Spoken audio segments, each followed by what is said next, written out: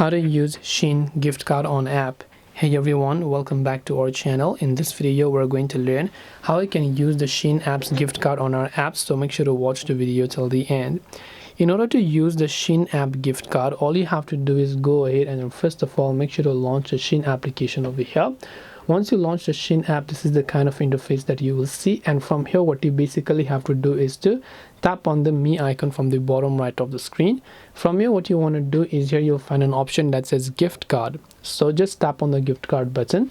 Then once you tap on the gift card option, all you have to do is enter your card number as well as the pin. Then once you've entered both of these options over here, you can simply go ahead and then make sure to tap on the check balance option, and then you'll be able to check your balance, and then during the checkout process you'll be automatically able to redeem your gift card.